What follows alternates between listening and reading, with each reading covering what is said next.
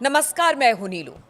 तो देखिए, 11 दिन के इजराइल और ईरान के युद्ध में, चाहे वो ईरान की बात कर ली जाए या इजराइल की बात कर ली जाए, दोनों जगह पर तबाही हुई। हालांकि ईरान की तबाही को सबने देखा किस तरह से, लेकिन इजराइल में कितनी तबाही मची इसकी जानकारी उस समय तो नहीं, लेकिन अब धीरे धीरे निकलकर सामने आ रही है। तबाही कितनी जबरदस्त है, अब ये बात खुलकर सामने आ रही है। और इसी पर बातचीत करने के लिए मयंक मेरे साथ जुड़ गए हैं। मयंक, 12 दिन के उस युद्ध में हमने देखा ईरान की खबरें लगातार आती रही, कहाँ नुकसान हुआ, क्या हुआ, किस तरह से हमला किया गया। लेकिन ईरान इजराइल से जो खबरें निकलकर सामने आई, वो बहुत ज़्यादा खबरें नहीं निकल कर आई कि कहाँ कितना नुकसान हुआ, किस एयरबेस को तबाह किया गया, कहाँ पर। लेकिन अब वो चीज़ें निकलकर सामने आ रही है, तो लग रहा है कि हाँ, किस तरह से तबाही मची ईरान के हमले में इजराइल। देखिए, आजकल जो वॉरफेयर होता है उसके बाद जब युद्ध होता है तो आजकल टेक्नोलॉजीज इतनी ज़्यादा आगे बढ़ गई हैं कि सच जो है वो बाहर आ ही जाता है, भले वो शुरुआत में ना आए, कुछ दिनों बाद आए। इसराइल में हमने पहले भी कहा कि इसराइल में कितना नुकसान होता है, कितनी तबाही होती है, इसकी तस्वीरें जल्दी सामने नहीं आती क्योंकि ऐसी गाइडलाइन सरकार की तरफ से होती है। बताया जाता है कि भाई आप ये ना बताएं कि कहाँ कहाँ मिसाइल ने हिट किया है या कितना नुकसान हुआ है, तो इसराइल की तरफ से कभी ऐसी खबरें बाहर नहीं आती। लेकिन ये 12 दिन के युद्ध में, लड़ाई में, तेल अवीव पर जो हमले हुए या अशदोद पर जो हमले हुए या फिर हाइफा पर जो हमले हुए, जो बड़ी बड़ी बिल्डिंग्स तबाह हुई, ऑयल रिफाइनरी हाइफा की तबाह हुई, ये सब तस्वीरें तो हमने सबने देखी। लेकिन अब एक बड़ी खबर सामने आई है जिसमें ये बताया जा रहा है कि ईरान ने अपनी मिसाइल से मिसाइल अटैक से इसराइल के 5 मिलिट्री बेस को तबाह कर दिया था, के मिलिट्री बेसिस को, एयरफोर्स बेसिस को सीधा हिट किया। और ये दावा कौन कर रहा है? Satellite radar data from Oregon state university. ये एक यूनिवर्सिटी है जो कि सैटेलाइट से जो इमेजेस आती हैं उसको एनालाइज करती है। तो जो सैटेलाइट्स ने इमेज भेजी इसराइल के उन बेसिस की जिस पर ये दावा किया था ईरान ने कि हमने इसको अटैक किया है, उनकी सैटेलाइट तस्वीरों को जब एनालाइज किया गया तो उसमें ये बात निकल के आई। देखिए, मैं आपको एग्जैक्ट बताता हूँ। Oregon state university analysed indicates that during the recent 12-day conflict between Iran and Israel, 6 Iranian missiles penetrated Israeli airspace and struck 5 military facilities, including a major airbase, intelligence centers and logistic hubs. ये बता रहा है कि lakh defence system ने रोकने की कोशिश की, चाहे वो आयरन डोम लगा हो वहाँ पे या थार्ड लगा था, उसके बाद भी ईरान की 6 मिसाइल्स ऐसी थी जिन्होंने 5 एयर बेसिस को, 5 एक बड़ा एयर बेस और बाकी सेना के 5 मिलिट्री बेसिस पे ईरान की मिसाइल ने सीधा हिट किया। और ये एक, देखिए, 12 दिन की लड़ाई में अगर आप 5 किसी के मिलिट्री बेस पे अटैक करते हो और वो हिट हो जाता है तो ये एक बहुत बड़ा सेटबैक था इसराइल के लिए। अब इसकी तस्वीरें जो हैं वो धीरे धीरे बाहर आई हैं सैटेलाइट इमेजेस से। अब एक्सपर्ट उसको एनालाइज कर रहे हैं। अब ये दौर काफ़ी समय तक चलता है। देखिए, जब भी कोई लड़ाई होती है, युद्ध होता है, तो उसमें हर देश की तरफ से दावे होते हैं कि हमने उसको इतना नुकसान पहुंचाया। तो अब जो है, अब ये पूरा वॉर उस एनालिसिस के दौर पे है कि भाई कौन सी ईरान की मिसाइल्स जो थी वो इसराइल उसको नहीं रोक पाया, उनकी क्या टेक्नोलॉजीज थी, कैसे वो भारी पड़ गई इसराइल पे। तो अब इसराइल में इसका एनालिसिस चल रहा है बहुत बड़े पैमाने पे कि भाई हमारा आयरन डोम लगा हुआ था, एरो लगा हुआ था, थार्ड लगा हुआ था, उसके बाद भी कैसे ईरान के मिसाइल्स ने हिट किया, कौन सी टेक्नोलॉजीज की मिसाइल्स नहीं, और शायद यही वजह है कि देखिए कि 12 दिन में ही चारों तरफ हाहाकार मच गया इस युद्ध के बाद, क्योंकि कहा गया कि अगर इसको नहीं रोका गया तो फिर जबरदस्त तबाही आएगी। देखिए, शायद यही सब बातें थी जो अब तक निकल कर नहीं आ रही थी, जो अब निकल रही है।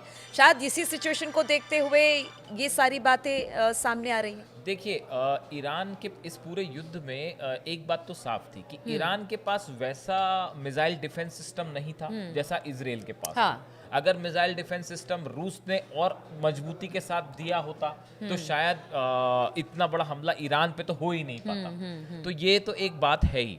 लेकिन अब देखिए, एक और इसमें एक एस्पेक्ट है। मेजर जनरल है मोहसिन रेजाई, ये ईरान के एक पूर्व कमांडर हैं।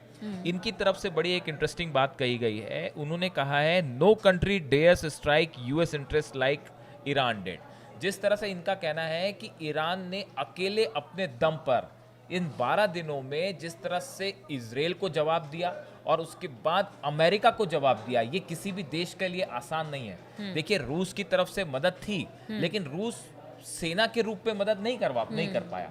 चीन से भी अब मदद हो रही है, लेकिन वो 12 दिनों के जो लड़ाई थी वो तो ईरान ने अकेले लड़ी। बिल्कुल, ये पूरी दुनिया ने देखा। देखिए, इजराइल के पास अमेरिका का इतना बड़ा सपोर्ट, हथियार हैं, फाइटर जेट्स हैं, मिसाइल्स हैं, डिफेंस सिस्टम है। ईरान के पास अपनी डोमेस्टिक मिसाइल्स हैं बाय एंड लार्ज, और वो अपने दम पे ही ईरान लड़ता रहा। और ना सिर्फ इजराइल का मुकाबला किया, बल्कि अमेरिका पे भी हमला किया। देखिए, जैसी खबर ये 5 बेसेस वाली आई है, इजराइल के 5 बेस जो तबाह किए ईरान ने, ऐसे दावे हो रहे हैं। इसके साथ ही देखिए, जो कतर में अल उदैद एयर बेस पर जो हमला हुआ, उसको लेके पहले ट्रंप की तरफ से ये बात कही गई, डोनाल्ड ट्रंप की तरफ से, कि उसमें कोई भी मिसाइल गिरी नहीं, और या उसको हमने मार गिराया, इस तरह की बात हुई। फिर बाद में खबर आई थोड़े दिनों बाद कि 1 मिसाइल गिरी। फिर उसके बाद खबर आई कि 3 मिसाइल गिरी थी साहब। अब उसके बाद एक नई चीज निकल के आ रही है, जो कतरी सोर्सेज है वो कह रहे हैं कि 5 to 6 ब्लास्ट हुए थे अल उदैद एयरबेस। 5 से 6 ब्लास्ट हुए, इसका मतलब 6 मिसाइल गिरी हैं। बिल्कुल। ऐसी इस तरह की बात अब निकल के सामने है, तो फिर तबाही भी हुई होगी। बड़ी नेचुरल सी बात है। तो हमेशा ये होता है कि ईरान की तरफ से जो स्ट्राइक्स होती हैं, चाहे वो इजराइल में हो, चाहे यूएस के बेसिस पे हो, उसकी सही जानकारी कभी एकदम से बाहर नहीं आती। वो कुछ समय बाद ही आती है, और शायद आप तक पहुंचाने का काम भी कुछ ही प्लेटफॉर्म से होता होगा। तो अब देखिए, कुल मिला के इसमें मोटी मोटी जो बात है वो ये है कि इस 12 दिन की लड़ाई में, जैसा कि अच्छा, एक और इंटरेस्टिंग चीज, मेजर जनरल मोहसेन रिजाई हैं, जो एक्स कमांडर है, इन्होंने एक तो बात ये कही कि भाई ईरान अकेली वो कंट्री है जो इजराइल और अमेरिका दोनों से एक साथ लड़ सकता है। उसके साथ उन्होंने एक बात और कही। उन्होंने जो फॉर्मर कमांडर थे इनके, जनरल कासिम सुलेमानी, जो आज बहुत ज़्यादा जिनका जिक्र हो रहा है, क्योंकि डोनाल्ड ट्रंप को लेके जो बात कही गई है, वो बताया जा रहा है कि कासिम सुलेमानी का जो असासिनेशन हुआ था इराक में, उसी को लेकर रेफरेंस में डोनाल्ड ट्रंप को धमकी दी गई है। तो आज जो है सब जगह कासिम सुलेमानी की बहुत चर्चा हो रही है। इन्होंने उन्हीं का एक सेंटेंस जो है वो दोहराया है, जो मेजर जनरल मोहसिन रिजाई हैं, इन्होंने कहा है, कासिम सुलेमानी ने एक बार कहा था, I am the one who can challenge you. ये अमेरिका को लेकर उन्होंने कहा था कि मैं आपको सीधा चैलेंज कर सकता हूं। हालांकि फिर उनका हमला हुआ, उनकी शहादत हो गई, और उसके बाद हमने आज सुबह बताया भी था अपने पिछले वीडियो में कि 8 जनवरी को जो है इराक में अमेरिकी बेसिस पे जिस तरह से ईरान ने बैलिस्टिक मिसाइल्स की एकदम बौछार कर दी थी, और पूरा इराक का अल उदैद एयर बेस है वो पूरी तरह से तबाह कर दिया था ईरान ने। तो वो एक पूरी अलग कहानी है, कभी हम उसकी बात करेंगे। ऐसे 3 से 4 मौके हैं अलग अलग, जिसमें ईरान ने बिना डरे, बिना हिचकिचाए सीधा अमेरिका पे अटैक किया। बिल्कुल, और इस 12 दिन के युद्ध में अब ये बातें निकलकर सामने आ रही है। लेकिन एक बात और जल्दी से उस पर भी चर्चा कर लेते हैं हम। चूंकि देखिए, नेतन्याहू और ट्रंप की मुलाकात हुई है, अब इसके बहुत सारे मायने निकाले जा रहे हैं। रोज बताया जा रहा है कि कुछ ना कुछ खबर इस पर निकलकर सामने आ रही है। अब ऐसी खबर है कि इस मुलाकात के बाद शायद इस वक्त अमेरिका अपनी तरफ से कुछ सैन्य कार्रवाई कर रहा है। बड़ी मूवमेंट है। पिछले 48 घंटे में, 48 आवर्स में, ट्रंप और नेतन्याहू की मुलाकात के बाद कतर में, बहरीन में, इराक में, सीरिया, कुवैत और यूएई में जो अमेरिकन बेसेस हैं, वहाँ पे हलचल शुरू हो गई है। ऐसा सोर्सेज बता रहे हैं कि यहाँ पे जेट्स, फाइटर जेट्स को फिर से भेजना शुरू कर दिया गया है। यहाँ पे जो ड्रोन्स हैं उनके मूवमेंट दिखाई दे रहे हैं, सोल्जर्स के मूवमेंट दिखाई दे रहे हैं, जिससे ये एक बार फिर अंदेशा होने लगा है कि क्या किसी तरह से ईरान पर फिर से हमला हो सकता है। क्या डोनाल्ड ट्रंप और नेतन्याहू की जब भी मुलाकात हुई पिछले 3 मुलाकात के बाद, हर बार ईरान पे किसी ना किसी तरह की स्ट्राइक हुई है, या किसी तरह का हमला या तो इजराइल ने किया है या अमेरिका ने किया है। तो अब उसके बाद ये जो सोर्सेज से खबरें हैं, इसके बारे में कोई पुख्ता जानकारी नहीं है, लेकिन ऐसी खबरें हैं कि ये 5 से 6 मिलिट्री बेसेस हैं ईरान के आसपास, जिस पे इस समय बड़ा मिलिट्री मूवमेंट अमेरिका की तरफ से शुरू हो गया है। ठीक है, तो हम देखें ये जिस तरह से इस वक्त मिलिट्री मूवमेंट शुरू हो गया है अमेरिका का, उस पर हमारी नज़र रहेगी, क्योंकि ये अभी शुरुआती है। क्योंकि बातचीत के बाद हम देख रहे हैं कि कुछ तो होगा। कह रहे हैं मिडिल ईस्ट के हालात शायद यहाँ पर खराब भी हो सकते हैं। अब इस पर एक बात और इसमें निकल के सामने आई है। ऐसा बताया जा रहा है कि जल्दी ही शायद ओस्लो में ईरान और अमेरिका के बीच एक